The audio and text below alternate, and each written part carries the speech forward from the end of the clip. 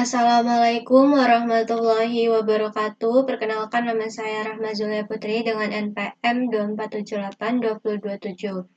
Jadi, saya akan membuat video yang menampilkan, menjelaskan, dan menjalankan setiap skrip yang digunakan di lab session 13 dari mata kuliah pemrograman jaringan 2. Jadi, di lab session 13 ini kita tuh membahas tentang state-based network automation dan compliance.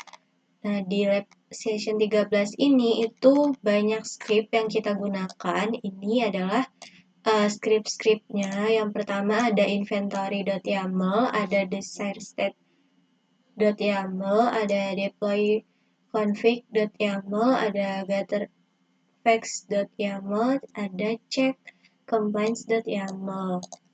Nah, di video ini saya akan menjelaskan. Kita langsung saja masuk ke langkah yang pertama di lab session 13 ini. Sebelumnya di sini saya sudah mengerjakan dari langkah 1 sampai langkah terakhir atau langkah 6 pada saat di kelas. Jadi mungkin di video kali ini saya hanya akan menjelaskan saja. Di sini saya sudah buat topologinya. Jadi di lab kali ini kita menggunakan lab baru. Susunannya juga beda dari lab-lab sebelumnya yang di lab kali ini dia jauh lebih sederhana. Cuman ada NIC, network, routernya 1, Ethernet switch, sama switch. Lalu di sini juga saya sudah set IP menggunakan DHCP sesuai perintah dari lab. Jadi di sini kita tidak konfigurasi manual. Lalu untuk Ethernet switch di sini tidak kita config sesuai perintah lab. Dan terakhir semua perangkat yang saya punya itu sudah saya konfigurasi SSH dan bisa di ping. Ini ping ke Google, bisa ping ke router dan switch juga udah berhasil. Sekarang kita lanjut ke langkah 2. Jadi langkah 2 ini kita bakal membuat file inventory yang berisikan daftar switch dan router pada topologi yang akan di-manage. Untuk Ethernet switch, di sini kita tidak perlu memasukkannya ke inventory.yaml yang bakal kita buat nanti. Langsung aja, di sini saya sudah punya file inventory-nya. Kita coba lihat. Jadi ini merupakan file inventory yang saya punya. Nah, di sini saya bakal menjelaskan tentang file ini. Jadi file inventory.yaml ini bisa digunakan Ansible. Jadi file inventory ini bisa memberitahu Ansible perangkat apa saja yang dikelola. Nanti Ansible bakal tahu nih router 1, IP-nya berapa, SSH dan lain-lainnya. Terus switch 1. Nah, jadi si Ansible ini tahu perangkat mana yang bakal dikelola sama dia. Seperti itu. Lalu untuk penjelasan dari isinya, yang pertama kita bakal baca dulu. Di sini ada all. Jadi all ini itu merupakan grup dasar Ansible, semuanya dikelompokkan di bawahnya. Terus inventory dalam YAML itu harus dimulai dari grup all ini. Dan setelahnya baru berisi tag kayak host, vars, dan children. Lalu ada children. Ini merupakan keyword yang mengindikasikan subgraph. Nah, di lab kali ini saya buat 2 kelompok, yaitu ada routers dan switch. Pada router itu ada host ini dengan nama R1. Jadi R1 ini nama host yang dipakai di inventory ini. Ini R1 itu merupakan hostname dari router. Nama perangkat ini tuh penting karena nanti bisa dipakai di playbook dan untuk penamaan hasil fax di langkah berikutnya. Lalu di sini ada Ansible host, ada IP. Jadi IP ini bisa digunakan Ansible untuk terhubung ke perangkat. Nah, IP ini tadi diberikan DHCP ya. Lalu di sini ada Ansible user dan Ansible password yang dimana ini merupakan kredensial dari SSH. Di sini saya pakai user nama saya dan passwordnya ini. Lalu Ansible Network OS, jadi di sini untuk memberitahu Ansible OS apa yang digunakan perangkat. Kalau di Cisco dipakai IOS, jadi nanti Ansible tuh tahu modul spesifik mana yang bakal digunakan sama Ansible untuk perangkat di Cisco. Lalu berikutnya Ansible connection ini. Titik 2 network CLI artinya Ansible terhubung menggunakan metode CLI jaringan atau SSH, bukan connection lokal. Hal ini standar untuk perangkat di network. Lalu ada Ansible become, jadi ada 3 di sini. Ini bagian yang ini. Jadi bagian ini dipakai agar Ansible itu bisa masuk ke mode privilege atau enable di perangkat yang kita punya sebelum eksekusi perintah konfigurasi. Jadi tanpa kita ngasih tahu password mode privilege yang kita punya, nanti Ansible-nya itu tidak bisa mengkonfigurasi karena memang ada beberapa perintah yang harus masuk ke privilege mode. Lalu berikutnya ada bagian switch, kurang lebih sama ya. Untuk strukturnya ada Ansible host, user, password, OS, connection, terus ini untuk enable-nya kurang lebih sama kayak router tadi. Ini untuk IP dari switch, username dan password SSH-nya, terus ini OS yang digunakan dari perangkat supaya Ansible tuh tahu modul mana yang harus digunakan. Terus ini berarti Ansible tuh terhubung menggunakan CLI, lalu yang ini untuk masuk ke mode privilege atau mode enable. Jadi ini merupakan isi dari file inventory.yaml saya. Berikutnya, di sini poin yang kedua, buatkan file YAML dengan nama desired underscore state.yaml yang berisikan dua filan ID yang akan dibuat pada switch, sebuah loopback interface yang akan diaktifkan di router. Untuk filan ID dan nama loopback digunakan 2 digit terakhir dan 4 digit terakhir dari NPM masing-masing untuk VLAN. Dan 2 digit terakhir untuk loopback. Misalnya, kalau ini ada contohnya. Jadi kita bakal buat file YAML dengan nama desired.state.yaml. Nah, nanti isinya tuh dia berisi perintah buat VLAN sama loopback. Di sini saya sudah buat ini file saya, bisa dilihat isinya seperti ini. Jadi file ini berisi konfigurasi yang seharusnya ada pada perangkat atau yang kita sebut sebagai desired state. Isi file ini nanti bakal dibaca oleh playbook saat melakukan deploy konfigurasi. Di sini di bagian hostname yang paling atas ada block hostname berisi mapping hostname yang ingin kita tetapkan pada perangkat. R1 akan tetap menggunakan nama R1 dan S1 juga tetap menggunakan nama S1. Nah, data ini nanti bakal dipakai di playbook untuk pengecekan compliance nantinya. Lalu di bagian switch ada VLAN yang dimana ini ada dua list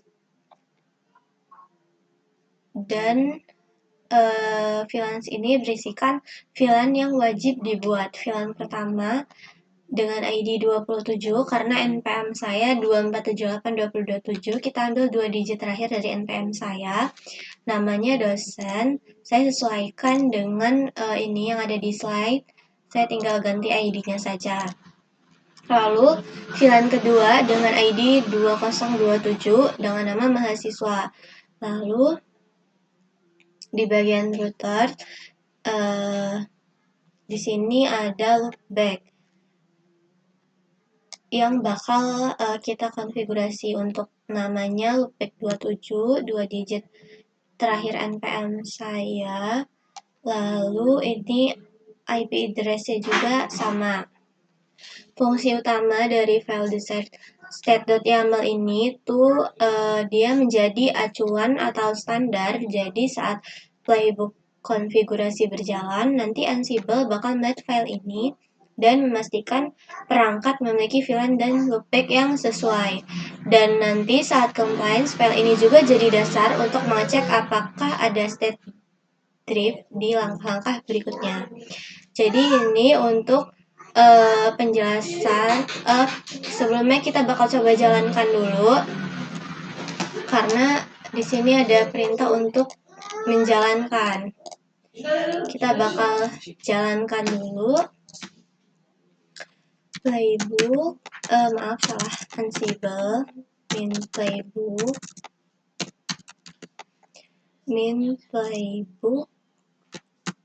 maaf, di langkah 2 kita tidak menjalankan playbook ya. Di langkah 3 baru kita jalanin. Saya salah baca, mohon maaf sebelumnya. Nah, jadi itu untuk penjelasan dari inventory YAML dan desired state.yaml. Kita lanjut lagi ke langkah 3. Jadi di langkah 3 ini kita bakal membuat script Ansible dengan nama deploy_config.yaml untuk mengirimkan konfigurasi ke switch dan router. Script ini nanti bakal membaca file desired state.yaml yang tadi udah kita punya. Gunakan Jinja template pada deploy_config.yaml untuk memanggil elemen yang ada pada desired state.yaml. Untuk mengirimkan konfigurasi, gunakan modul iOS VLANs untuk buat VLAN dan iOS L3 interfaces untuk mengaktifkan interface. Lalu nanti kita baru eksekusi playbook dan kita amati hasilnya. Di sini saya sudah ada file deploy_config.yaml-nya. Jadi playbook ini bertugas untuk mengirimkan konfigurasi ke switch dan router sesuai dengan yang sudah ditentukan dalam file desire_state.yaml yang tadi. Di bagian atas playbook, di sini kita buka filenya. Di bagian atas playbook, nama playbooknya adalah deploy VLAN and loopback configuration. Playbook ini berjalan untuk semua host, baik router maupun switch. Di sini saya mematikan getter _facts-nya, saya jadikan no. Karena biasanya modul Cisco iOS dia tidak membutuhkan fact standar Ansible, makanya di sini saya no, saya patikin. Lalu yang kedua ada var files yang memuat file desire_state.yaml. Jadi semua nilai kayak ID VLAN dan nama loopback nanti diambil secara otomatis dari file ini, file desire_state.yaml. Lalu kita lanjut lagi. Di sini ada task create VLANs on switch. Jadi task pertama dia bertugas untuk membuat VLAN pada switch. Di sini saya menambahkan kondisi when switch in group names, artinya task ini hanya dijalankan pada host yang termasuk di group switch aja. Lalu modul yang dipakai iOS VLAN sesuai dengan yang diperintahkan. Lalu iOS VLAN di bagian config, di sini saya menggunakan Jinja template. Dan ini contoh Jinja template itu seperti ini. Item VLAN ID sama item name yang dituliskan menggunakan buka dan tutup kurung plural. Lalu di sini karena VLAN-nya lebih dari satu, saya menggunakan loop ini supaya task ini berjalan berulang sesuai jumlah VLAN dalam desired state. Lalu di sini task kedua, configure loopback interface on router. Task kedua adalah untuk mengaktifkan loopback pada router, sama kayak sebelumnya. Ada kondisi when routers in group names, jadi hanya router yang menjalankan task. Jadi hanya di router saja task ini dijalankan. Lalu di sini saya menggunakan modul iOS L3 interfaces sesuai yang ada di instruksi lab. Lalu nama interface dan alamat IP-nya juga di sini menggunakan Jinja template yang diambil dari file desired state. Sebelumnya di sini saya akan membahas sedikit tentang Jinja template karena di langkah 3 di deploy ini kita pakai Jinja template.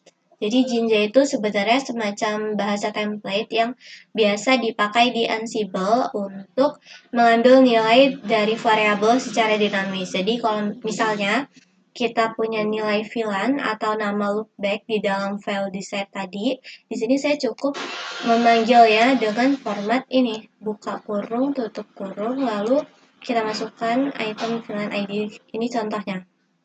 Sama yang ini merupakan salah satu contoh dari Jinja template. Nah, dengan cara ini playbook yang kita punya itu jauh jadi lebih fleksibel. Terus nanti kalau misalnya desired state-nya itu berubah, saya tidak perlu mengedit playbook ya, cukup ubah saja nilai di file YAML-nya. Terus nanti playbook bakal otomatis menyesuaikan konfigurasi. Jadi Jinja sendiri itu membantu supaya playbook kita tuh tetap rapi, terus mudah dibaca juga. Nah, baru di langkah 3 ini kita bakal menjalankan playbooknya. Ansible min playbook min inventory.yaml deploy config YAML. Kita tunggu. Jadi di sini saya sudah menjalankan. Sebentar, kita coba lihat dulu hasilnya. Nah, di sini kita jalankan file ini. Di sini hasilnya change-nya 0 karena saya sudah pernah menjalankan playbook ini sebelumnya. Jadi ini bukan yang pertama kali. Ansible sendiri dia menggunakan idempotensi. Jadi ketika kita masukkan ke yang kedua kali, konfigurasinya itu nggak berubah. Karena dia sudah dikonfigurasi, jadi dia tidak dikonfigurasi ulang. Lalu kita coba di switch. Show VLAN brief. Di sini bisa kita lihat muncul VLAN dengan ID-nya 27 dan 2027 dengan nama dosen dan mahasiswa.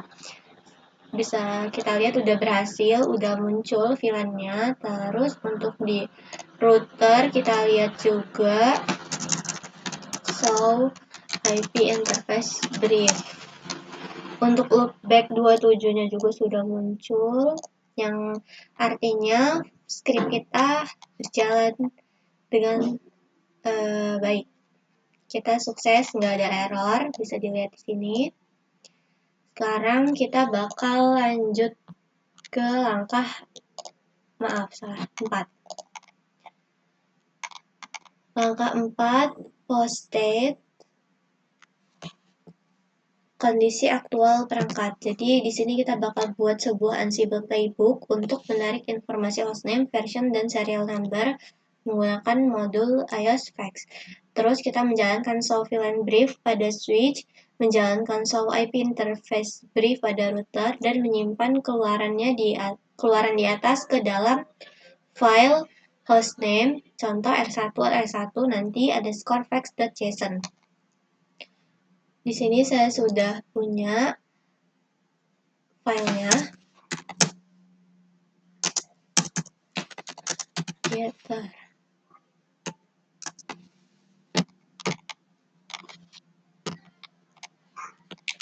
Di sini untuk filenya saya beri nama getter_facts.yaml.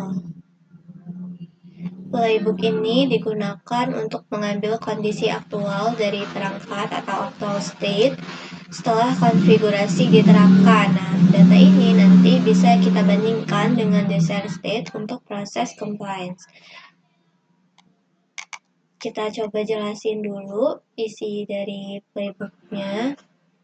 Di bagian atas ini merupakan nama playbooknya, getter actual device state. Playbook ini nanti dijalankan untuk semua host, dan getter facts-nya kita nonaktifin, kita matikan. Lalu tasknya collect iOS facts. Di task pertama ini kita menggunakan modul iOS Facts. Jadi modul ini gunanya untuk mengambil informasi penting dari perangkat Cisco kayak hostname, version, dan juga serial number sesuai dengan instruksi labnya tadi. Lalu di sini saya hanya memanggil subnet hardware dan default supaya outputnya relevan dan tidak terlalu banyak. Lalu di sini ada lalu nanti hasilnya itu bakal disimpan dalam variabel ini device underscore facts. Berikutnya task untuk get dengan nama get VLAN information on switch. Jadi task ini hanya berjalan di switch karena ada kondisi when di sini switches in group names. Perintah yang dijalankan adalah show VLAN brief menggunakan modul iOS command ini, dan outputnya nanti bakal disimpan di variabel switch underscore VLAN.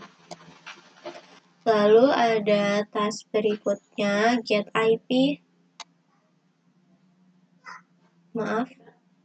interface information on router. Kebalikannya tadi tasknya untuk dijalankan di switch aja, sekarang task ini bakal dijalankan di router saja. Perintah yang dipanggil adalah show IP interface brief untuk menampilkan status interface termasuk loopback. Nah, nanti outputnya bakal disimpan ke variabel router underscore IP underscore interface int. Lalu task berikutnya save facts to JSON file sesuai yang diperintahkan lab. Jadi di akhir langkah ini script ini tuh bakal membuat file JSON. Sebuah data yang kita dapatkan tadi yang di task sebelumnya itu bakal disimpan ke dalam file JSON dengan nama hostname underscore facts.json, misalnya R1 berarti R1 underscore facts.json. Nah, di dalam JSON ini nanti kita bakal coba lihat. Sekarang kita bakal jalankan dulu playbooknya. Kita pakai perintah yang sebelumnya aja, kita ganti ujungnya jadi getter facts. Kita jalankan.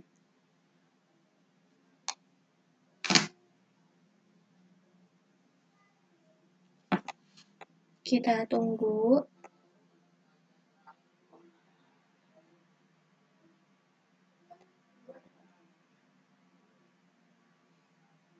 Di outputnya saat kita jalanin itu muncul kayak gini. Nah, kalau misalnya kita ls, di sini bakal muncul dua file yaitu R1 dan S1 facts.json. Ini hasil dari ini script getter kita. Kalau misalnya kita buka yang R1, contoh, isinya seperti ini. Di dalamnya bisa kita lihat ada hostname, ada versi iOS-nya, ada serial number-nya. Dan output show IP interface brief untuk di router. File ini tuh nanti bisa dipakai untuk compile script untuk membandingkan actual state dengan desired state. Kalau misalnya ada perubahan manual pada perangkat, JSON ini nanti bakal ikut berubah sehingga compliance kita bisa mendeteksi state drive. Isinya kurang lebih kayak gini. Dan kita coba ke S1 switch. Nah, kalau di switch dia show VLAN brief. Kalau di router show IP interface brief. Mungkin itu untuk langkah 4 dengan playbook bernama getter apa tadi? Getter underscore facts. Kita bakal lanjut lagi ke langkah berikutnya, compliance script. Di langkah ini kita bakal compliance proses pemeriksaan kesesuaian terhadap polisi, aturan, atau perintah yang diberikan. Di sini kita bakal membuat script untuk memeriksa apakah desired state YAML sudah benar diterapkan pada semua device. Isi script meliputi pemeriksaan pada validasi hostname, VLAN, dan loopback. Hasilnya cukup kita tampilkan di CLI. Di sini saya sudah ada cat check compliance ini untuk isi dari filenya. Compile sendiri tadi adalah proses untuk mengecek apakah konfigurasi yang ada di perangkat masih sesuai dengan desired state yang sudah kita tentukan sebelumnya atau tidak, seperti itu. Jadi di langkah kali ini itu tidak ada konfigurasi baru karena di sini hanya melakukan pengecekan dan validasi. Kita coba lihat, ini nama playbooknya. Untuk bagian atas dari playbook yang saya punya kurang lebih mirip-mirip ya sama. Nah, di sini lagi-lagi kita bakal panggil desiredstate.yaml karena file ini kan sebagai acuan utama kita untuk mengecek apakah konfigurasi di perangkat itu masih sesuai atau tidak. Lalu ada task pertama. Jadi task ini untuk membaca file JSON hasil post test tadi, misalnya R1 facts.json atau S1. Jadi file ini nanti berisi kondisi aktual perangkat yang tadi kita kumpulkan menggunakan getter facts. Isinya disimpan ke variabel tadi, udah kita lihat. Jadi nanti task yang pertama kita bakal baca dulu nih file JSON hasil langkah sebelumnya tadi. Lalu di sini task kedua validasi hostname.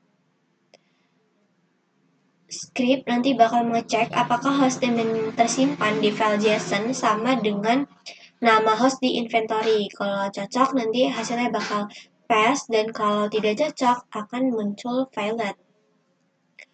Hasil validasi ini nanti bakal langsung ditampilkan di CLI. Lalu ada validasi VLAN yang tentunya dijalankan hanya di switch Script ini nanti bakal membaca daftar VLAN dari desired state YAML lalu mengecek satu persatu apakah VLAN tersebut muncul di output saat kita solve VLAN brief yang ada di JSON tadi. Kalau VLAN-nya ditemukan, nanti statusnya bakal pass dan jika tidak ditemukan, violet.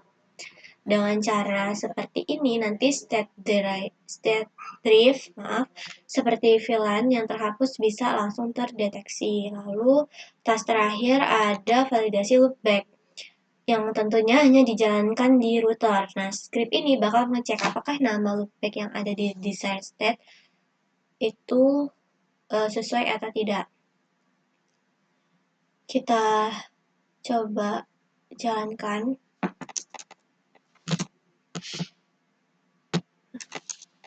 Kita coba jalankan ini. Kita pakai perintah yang sebelumnya aja.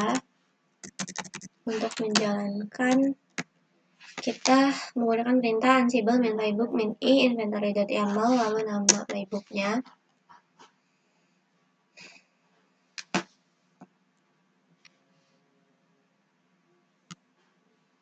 Kita tunggu dulu. Jadi hasil compliance ditampilkan langsung di CLI, bisa kita lihat di sini. Di script kali ini hanya dilakukan pengecekan. Jadi untuk pay recap-nya change-nya 0. Lalu di sini Ansible itu hanya membaca dan tidak melakukan konfigurasi atau perubahan apapun. Dengan compliance ini kita bisa memastikan bahwa konfigurasi perangkat itu tetap sesuai dengan desired state. Terus nanti kalau misalnya ada perubahan secara manual atau state drift, Ansible bakal langsung menandainya sebagai file. Ini bisa kita lihat di sini ada tulisan pass. Kalau misalnya tidak sesuai, nanti dia muncul violet. Karena di sini sesuai, jadi di sini munculnya pass semua. Nah, output untuk langkah 5 compliance ini tuh kayak gini. Kurang lebih seperti ini. Nah, mungkin itu penjelasan dari script yang kita gunakan di lab session 13 ini.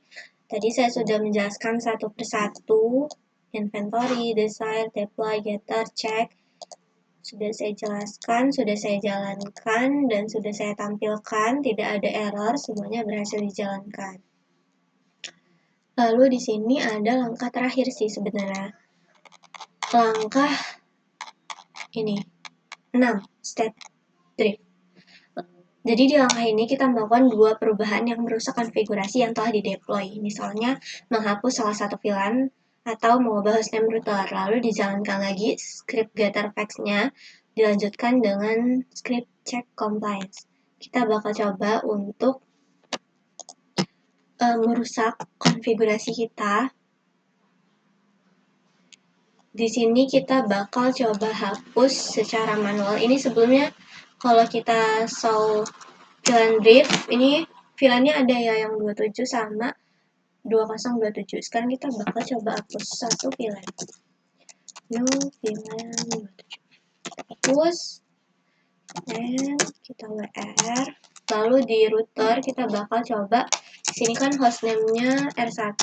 Nah, kita bakal coba ubah hostname-nya jadi inilah ya, router.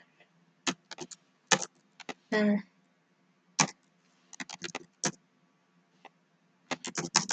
lalu kita jalankan script getter. Kita coba.